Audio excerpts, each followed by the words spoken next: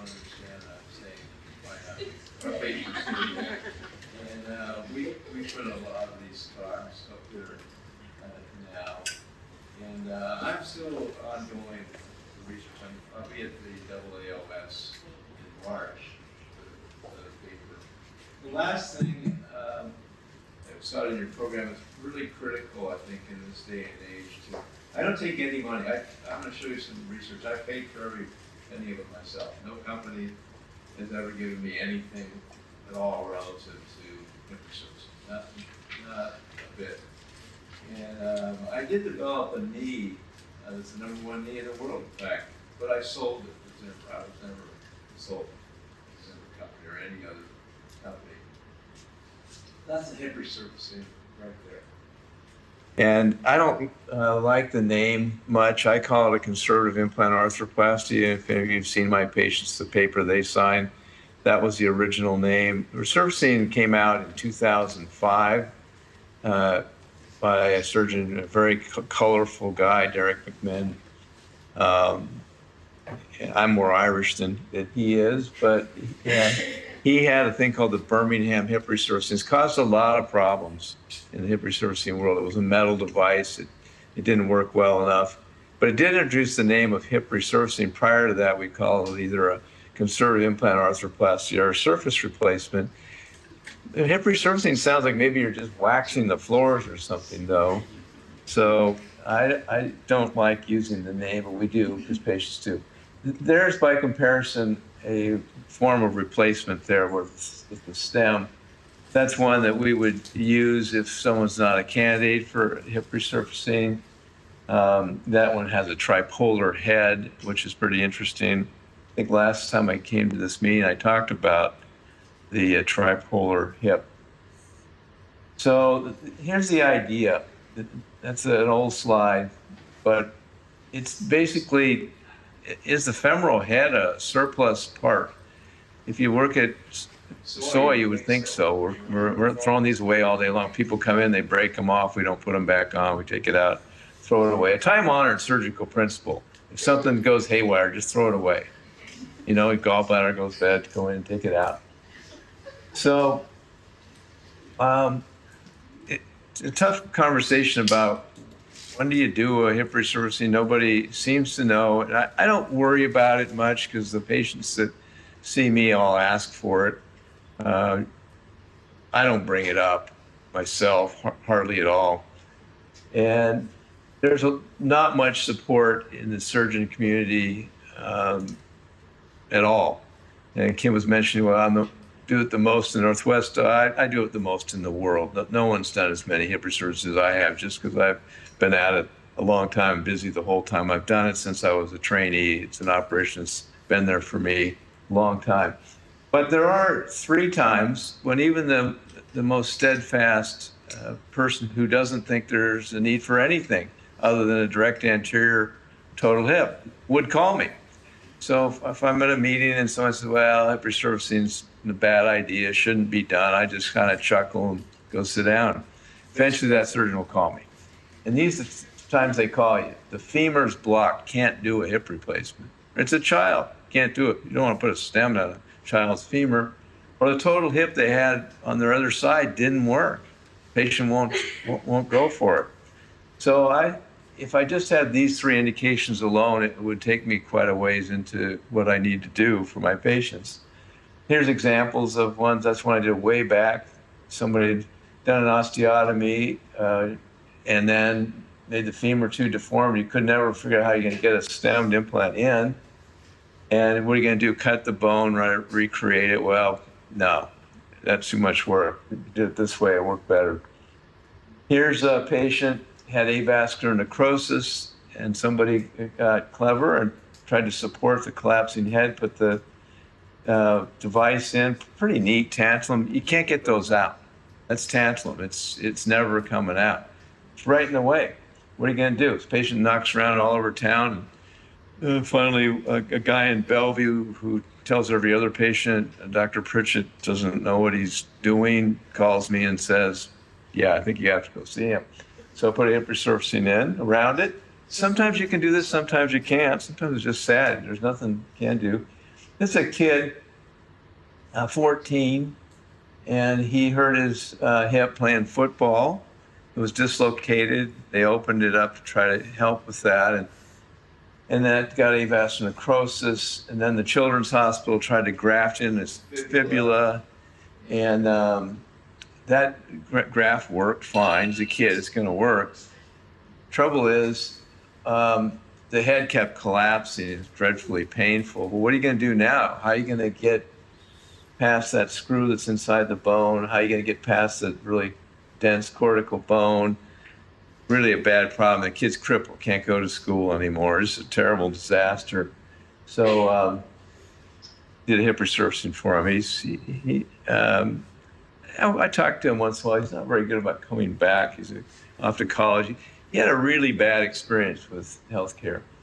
And this is a third leg of this. This is somebody that had a total hip. You can see it, but there's a huge lucency around it. It didn't work. It was chronically painful. So the patient didn't want another total hip when their other hip went bad and came and said, could you do something different? And of course, we did, and it did work. Another kid, basketball injury this time, and he had an internal fixation of a fracture dislocation of his hip. It didn't work out. Obviously, you can see the hip was terrible.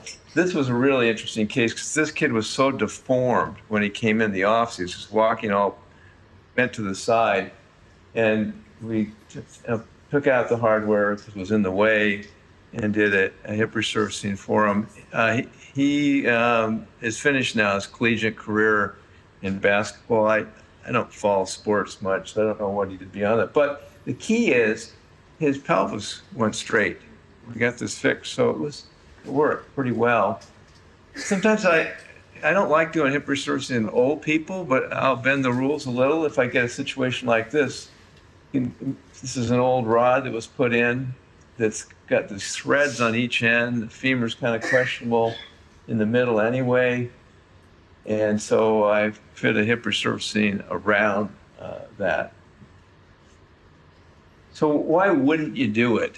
And my guess is I'd like to come back in 30 years and see where this whole field gets. My guess is there won't be any why not. I'll bet total hip goes away and hip resurfacing is what we do, would be my thought. I can't imagine, once we master keeping your bone healthy, which we're close to doing now, with bone building drugs. People, now we don't want to do it because the femoral neck could break or we're worried about the bone and things like that. I think we'll overcome all that and people will not forever want to have a big part of their skeleton taken out. So there are still going to be reasons not to do it though, and these really matter. If people watch me operate or try to, worse yet, have to help me operate, realize, how do you get this in? The femoral head's in your way. It just is. And you can't scuff it up much, so it's hard to do it. It takes longer to do it. Well, operations that take longer and are harder anyway, that pay the same, because it's the same procedural code, they're not too attractive to surgeons to do them. The other problem right now, when patients come that ask about this, they're very demanding people, and the nurses who see my patients, they're a little different. They take, on average, 20 minutes more to talk to you. They run up a long string of emails with my assistant and sometimes me, and then they talk a lot, and they do video visits, and they have a ton of questions, and they need to tell you about how important their particular hip is, more important than all others. And, everybody's hip's important. And, everybody, you want to help, we're all equal in the world. And, our hips are too.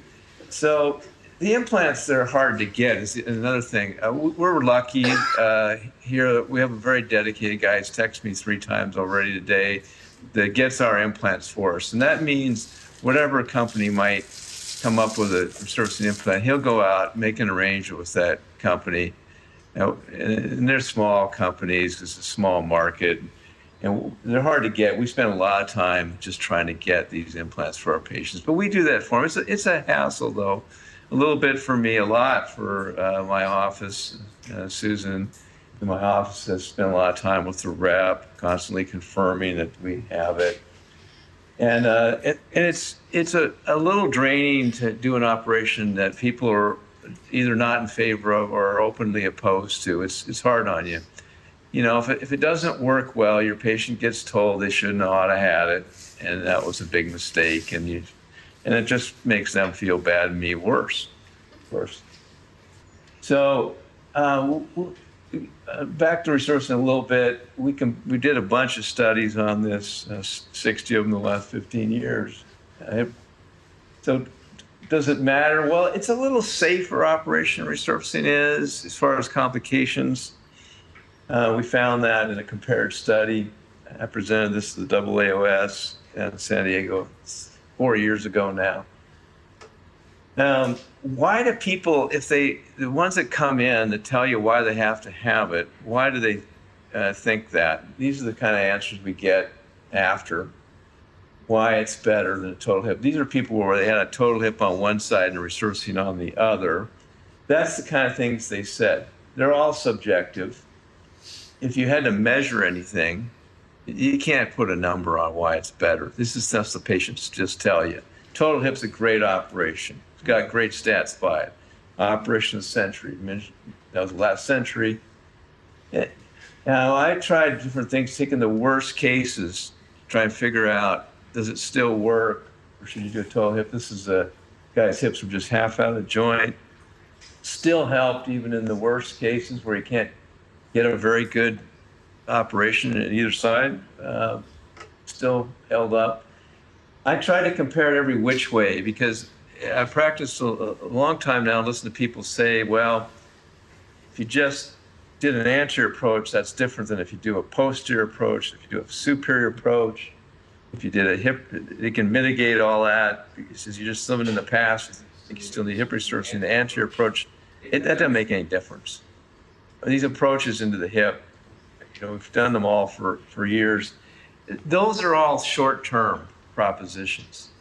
And, they have some strong meaning. They really matter if you want to go fast, have a small incision. Recovery can be assisted by these things, but they don't change your life long-term, which is what I'm in the long-term hip business. How many hips I can do in a day and how fast I can do them, that doesn't interest me. So the concept, this is an old slide from Chuck Townley, who taught me this technique. Why does it work? Well, keeping the bone's a good thing for revision work for sure. Your normal hip's still there, which is good because everybody's hip's shaped a little different. You can imagine if you can keep your natural hip, just work on that, your brain's going to want that better than whatever hip you buy that's a stem. Well, that isn't shaped like your normal hip, can't be. So the reason stress transmission, well, that's why we don't put total hips in children. If you walk on the inside of your bones by putting a stem in there, your femur is going to melt over a long time. Most surgeons don't practice long enough to see that, but I have. And it's a bad deal. If you come to my clinic, what you don't see is a line of people wanting to show you the really good-looking total hip you did 40 years ago. There's no such patient. You might get 20 years out of a good total hip or even 30, but you're not going to get, and that's fine if you're older, but if you're young, that's a real problem. Here's a whole different ways we've done it over the years: metal, ceramic, polyurethane, polyethylene. We're now using back to polyethylene, and we use a ceramic coated implant. Total hip replacement, great operation, but that stress shielding kicks in.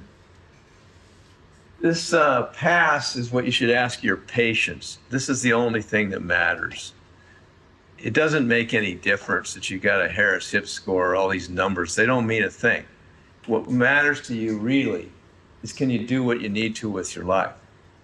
That's the only thing. Well, so when we had that, that's when it's the only way I could determine the operation was any good or not. All the other tests, total hip looks great. I agree with everybody else. Follow-up. We have now 10,572 patients, and this is what they look like. This is the reasons they had it. It doesn't really matter much the reason. They typically have dysplasia. The numbers are always good. MCID, that's minimal clinically important difference. They all matter. That's why we get paid to do joint replacement surgery. All the joint replacements pretty much we do help patients. It's just a matter of, do they help enough? You get a hip operation, instead of your patient says, thank you, I feel better, I can do a little more, you have to ask them, can you mow your lawn when you couldn't before? What does it translate into? These operations cost a lot and they're hard on people. Resurfacing revision rate, people ask me this all the time, 3.5%. Think about that every day when I come in now, because my patients are all younger than I am, and they have been for over 20 years now. If the operation failed much at all, the clinic room, the waiting room would be jammed. I couldn't get back to my desk. There'd be a crowd of failure. You go up there, there's hardly anybody there. And I got time, I can do other stuff rather than see a hip resurfacing. They don't fail much. But painfully large amount. I mean, 3.5%, you're going along at 30 cases a month. It means you get failures every couple months. You got some, and then people don't take it well when it fails. Let me tell you, they want to tell you just how much better off they'd have been if they'd have gone and had a total hip with somebody else. They want to make sure they tell you that. We get these back. I'm not getting them back much anymore because cremation is getting people burned up fast before I could get back to the body and get one back. We have 32 we did get back. People who lived out their life, and we could see what it looked like, and there wasn't much wear on these things. There's pictures of them. They wear well. The one on the right's the worst case of wear I could find. The one on the left, the more typical one. The biomechanics are good. We did CTs on 51 patients to make sure they were okay. They were. So it does work. And do we have any more time? All right. Let me tell you about something that matters more to me than it used to. A lot more since June 10th, when I became a Swedish employee, because I have my back to him. But one of the most talented shoulder surgeons that I've seen, I've been in the operating room with him, Dr. Schwartz. Remarkably talented surgeon, going a mile a minute all the time, doing good work. But doesn't do shoulder resurfacing. This is the best. This is even better than hip resurfacing. This is my favorite operation. When I went into practice, I did as many shoulders as I did hips. Pretty sure. I mean, I did other things like pelvic fractures, but as far as elective surgery, the shoulder, the humeral head's not a surplus part. You wouldn't know it if you went to the reader board at SOY. You'd see reverse shoulder, reverse shoulder, reverse shoulder, reverse shoulder. There might be like 5 in one room in a day. I mean, these things are, there's the pile of humeral heads. They're stacked up at the end of the day. You could do bowling against those things. So this is what a ceramic coated humeral head resurfacing looks like. It's very similar to the hip. There's the first one. This was done before any total hips were ever done. That slide is from 1958.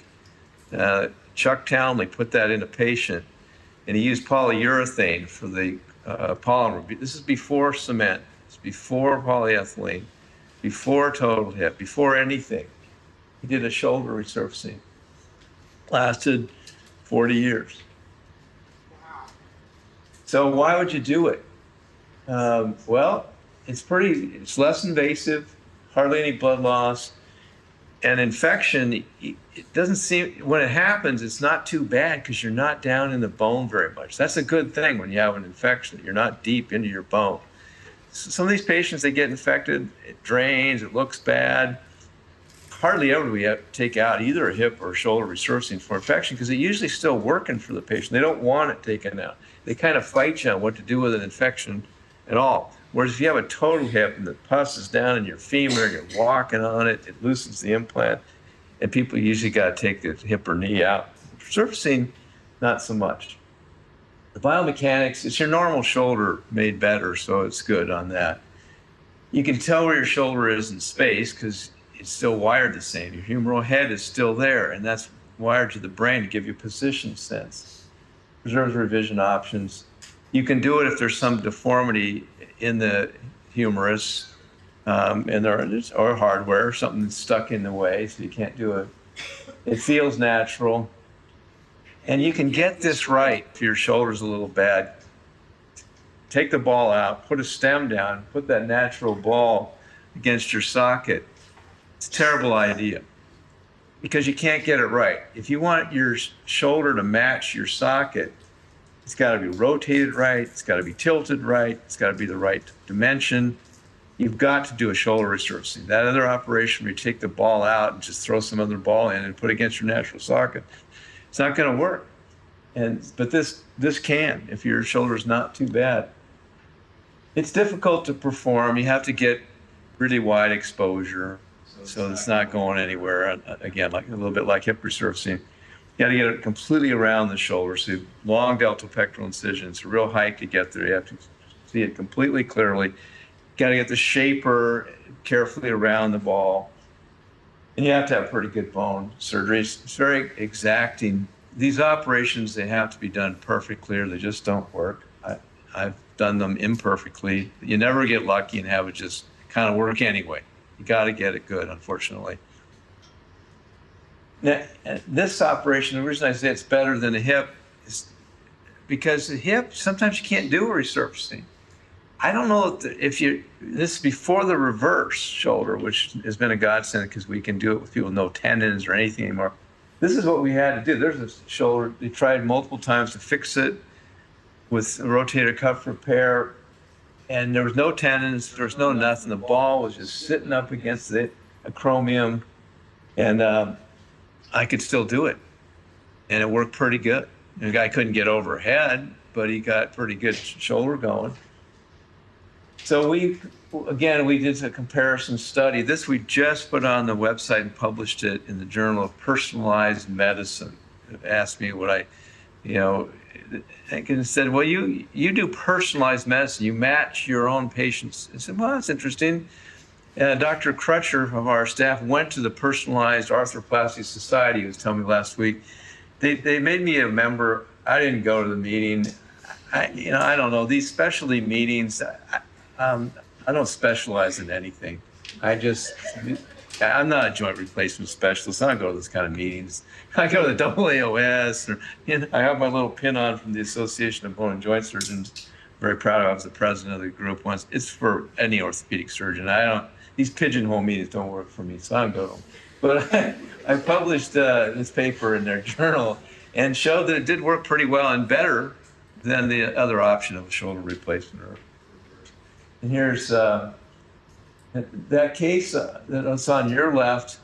That's one of my favorites because that's a Catholic nun. And yeah, boy, you gotta hope God's on your side when you're doing a comparison case like that one. The other one, I have a comparison to different resurfacings where we're talking about not doing it perfectly. We were working on the one shoulder, the one on the right, and the head just spun off. I was preparing it like, wow. And I was at an ambulatory surgery center with no backup plan whatsoever. So what are you going to do now? And everyone's like staring at you like, oh. So I took out one of the femoral ones. We did have those. Stuck that over the stump. And then she came back to me and I did the other side. It worked. So this is a very versatile operation. So the bone's preserved, and that's a good thing. There's no stress shielding, and wear is really low because it's ceramic. We measured all this stuff. We did have occasional failure. This is when I put it on there was hardly any head. I tried it anyway. It lasted for a few years and then fell off. So I went back and did a regular total shoulder on it, though. No harm done. Second operation. Here's one I recently did. That's why I'm so grateful for the reverse. I did a shoulder resurfacing and it worked pretty good for a while. But then her tendons all came apart. She came back, you can see it's starting to head north. This resurfaced shoulder is. So I took it out and did a reverse total shoulder. And a reverse total shoulder, it's really easy to do. You can do it really fast. You can always make it work. You've got a million screws you can use to put the socket in. And then the stem, you can put any stem you want, as far down as you want it, pretty much. It's really neat. You got great exposure. You take you cut all the tendons away if you want to. You don't need them. The ball, you just take it out and throw it away. You're looking at this. I mean, it's a dream. And so shoulder resurfacing, it's a really great operation, but it's very demanding. It's got to be done right. Thanks a lot for listening.